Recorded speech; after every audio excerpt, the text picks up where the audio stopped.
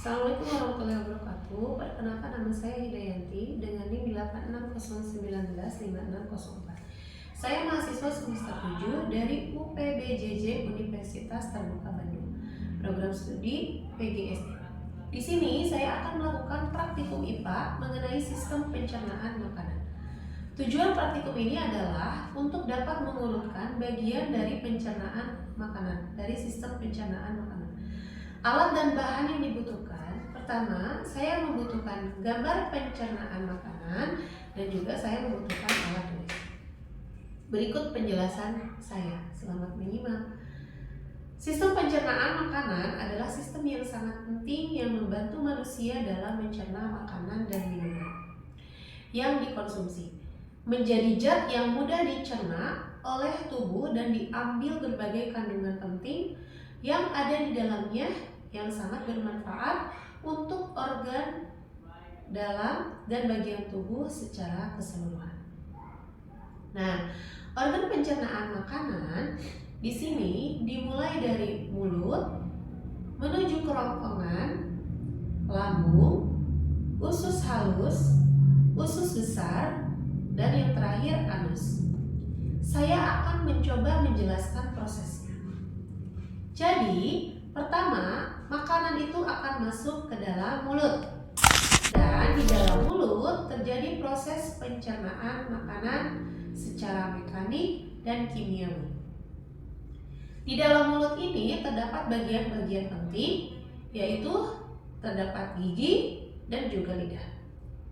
Gigi itu sendiri berfungsi untuk memotong bagian-bagian makanan menjadi potongan-potongan yang lebih kecil. Lalu akan bercampur dengan air liur yang dihasilkan oleh lidah sebelum akhirnya masuk menuju ke dalam kerongkongan. Jadi, setelah masuk ke dalam mulut, makanan akan terdorong menuju kerongkongan atau yang biasa disebut dengan esofagus. Kerongkongan ini memiliki fungsi utama yaitu untuk membawa makanan dari rongga mulut menuju ke dalam lambung. Nah, proses terdorongnya makanan dari rongga mulut menuju lambung ini disebut dengan gerak peristaltik.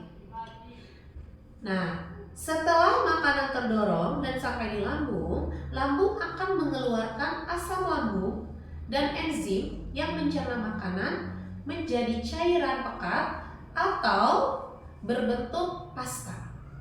Nah, cairan ini juga akan membunuh mikroorganisme yang dibawa makanan dan minuman yang kita cerna, sehingga kita akan terbebas dari kuman penyebab penyakit. Setelah di dalam lambung, makanan ini akan terdorong menuju ke dalam usus halus. Nah, di dalam usus halus terjadi proses yang namanya proses penyerapan makanan yang lebih lanjut, di mana dibantu oleh enzim yang dihasilkan oleh pankreas. Usus halus itu terdiri dari 3 macam. Ada usus 12 jari yang disebut duodenum, ada usus kosong yang disebut jejunum, dan juga ada yang namanya usus penyerapan atau yang disebut dengan ileum. Panjang rata-rata usus halus itu sendiri sekitar 6-7 meter. Dan dindingnya itu terdiri dari fili dan mikrofili yang membantu penyerapan nutrisi dan juga sari-sari makanan lebih cepat dan banyak.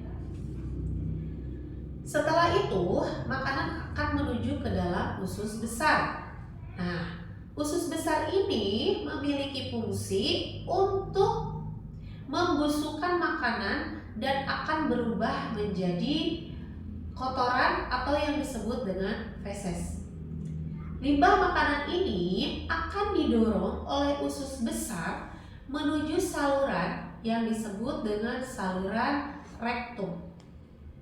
Nah, saluran rektum ini akan menyalurkan makanan menuju ke pembuangan terakhir, yaitu menuju ke anus. Jadi, setelah makanan sampai di dalam anus, yaitu pembuangan terakhir, otot anus akan menahan dan juga menjaga kotoran agar tidak keluar sebelum waktunya. Demikian penjelasan saya mengenai sistem pencernaan makanan. Dari praktikum ini dapat diambil kesimpulan bahwa organ sistem pencernaan dimulai dari mulut menuju kerongkongan, lambung, usus halus, usus besar, dan yang terakhir adalah anus. Terima kasih atas perhatiannya, semoga bermanfaat.